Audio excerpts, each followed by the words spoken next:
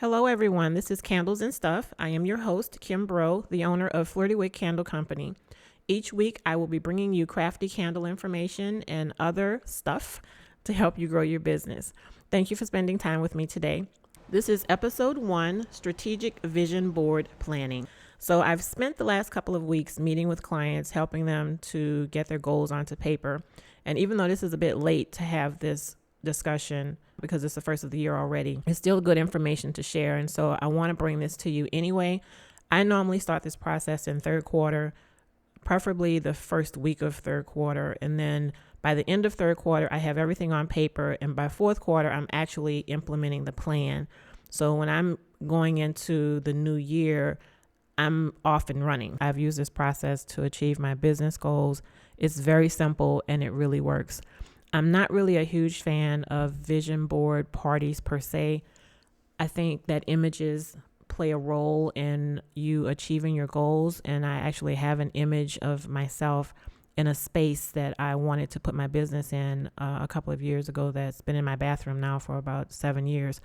But that picture really, it doesn't give me definitive steps to reach the goal. And so I use this process more than I use photos, because I think the photos don't keep you accountable to yourself. And sometimes you need a little push, and seeing the steps that you need to take to achieve the goal, knowing that you have a limited amount of time to do that, really helps keep you on track. So what I will share with you today will do exactly that. It will help you achieve your goals and it will keep you on track.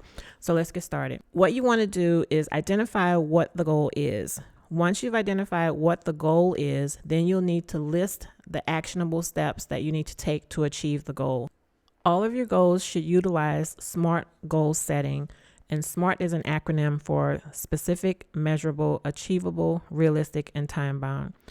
For myself, I think specific is really the major piece of that pie, because specific addresses the who, what, where, when, which, and why. Once you've answered those questions, I think you really have the meat of what you need to reach your goal. Measurable is, how are you going to keep yourself on track? Achievable is, making sure that it's realistic. Don't try to list a goal of saving $5,000 in a week when you're making $2,000 in a week. Just be realistic about what it is that you're trying to achieve. And time bound, you need to have a specific time to reach your goal, because to say that you're going to get in shape, well, that's not specific enough. You need to be as specific as saying, I'm going to join a health club on January 1st and work out 3 times a week at 8:00 a.m. before I go to work, because then that holds you accountable to doing just that. One of the other things that I would recommend is that you tie your goal to your mission statement for your company. Part of the mission statement for my company is to provide a superior customer service experience. My goal to provide that superior customer service experience is tied to specific things that I will do and tasks that I will do to accomplish that. So to give you an example, a few of the tasks that I have are to read 2 books on customer service, to add a product review app onto my site, to set up Google reviews, to add my business to Yelp, add my business to Foursquare, send follow-up emails to customers that attend my workshops, send all customers thank you notes with shipments, check all social media to make sure I've added contact information, develop social media marketing plans to include customer feedback, and something as simple as putting the mirror back on my desk. I used to have a mirror on my desk so that I would see myself when I answered the phone and smile when I answered the phone, because that smile would come through my voice when I was speaking to my customer. And I actually learned that from my previous employer when I was working my corporate job. As a recap, define what your goal is, list the steps to achieve your goal. And once you've done that, what I do is I take an Excel spreadsheet and I divide it into 4. And I take those 4 quadrants and I label them Q1, Q2, Q3, Q4. And then I list months within those quadrants. And then I list those tasks for each goal on that sheet. And then I put that sheet in my bathroom. And this is the thing for me. I put the sheet in the bathroom because I'm in the bathroom first thing in the morning. I'm in the bathroom lastly at night. If I'm home during the day, I'm in the bathroom several times a day. The bathroom is the only place in my house that I know I will go to. And so I know I will see that sheet several times a day. Seeing that sheet keeps me accountable to myself. It keeps me accountable to the goal. It helps keep me on schedule because I see it. It's right there in front of me. I see the tasks that need to be completed. I'm scratching them off as I complete them. And at a glance, I can look at that sheet, in the middle of the month and say, hey, I haven't accomplished everything I need to do for this month. So I need to get my butt in gear and get this stuff done because I don't want it rolling over into the next month. So where this becomes helpful for someone that is either not self-motivated or has problems or challenges reaching a goal is that it helps you to be accountable to yourself. Because again, you're looking at that list every day. You're scratching things off as you accomplish them or not. It helps to keep you on task. It helps to keep you focused on the goal. And it allows you to optimize your time and not waste your time.